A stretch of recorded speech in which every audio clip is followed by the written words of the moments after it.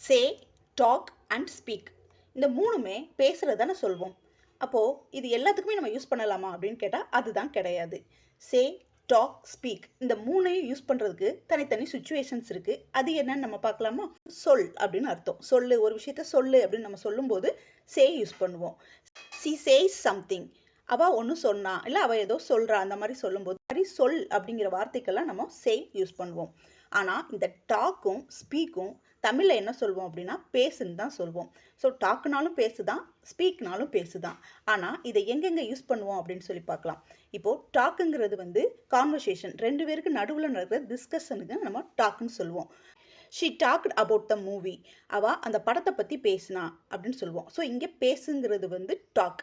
So ஏதோ ஒரு விஷயத்தை பற்றி பேசுகிறாங்க, ஏதாவது ஒரு இன்ஃபர்மேஷன் நம்ம கேதர் பண்ண போகிறோம் அப்படின்னா அந்த மாதிரி விஷயத்துக்கு ஃப்ரெண்ட்லியாக பேசுகிறதுக்கு நம்ம டாக்குன்னு சொல்லுவோம். இது வந்து ஒரு இன்ஃபார்மல் தான். ஆனால் இதுவே நம்ம ஸ்பீக்குன்னு சொல்லும்போது அது ஃபார்முலாக மாறிடும். ஃபார்முலாக மாறும்போது ஸ்பீக் அப்படிங்கிறத நம்ம ஒரு லாங்குவேஜ்க்கு நம்ம யூஸ் பண்ணலாம்.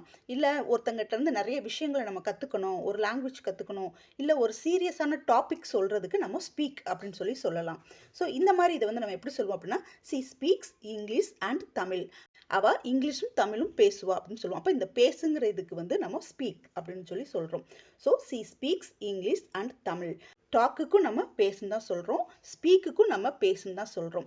ஆனால் டாக்குங்கிறது வந்து இன்ஃபார்மல், ஸ்பீக் அப்படிங்கிறது ஃபார்மல். அதாவது மேலதிகாரிக்கிட்டேயோ இல்லை ஒரு பொசிஷனில் இருக்கவங்க கிட்டேயோ நம்ம பேசும்போது அந்த விஷயத்தை நம்ம ஸ்பீக் அப்படின்னு தான் சொல்லுவோம். ஏன்னா அது கொஞ்சம் சற்று மரியாதையோடு சொல்கிறதுக்கான விஷயம்.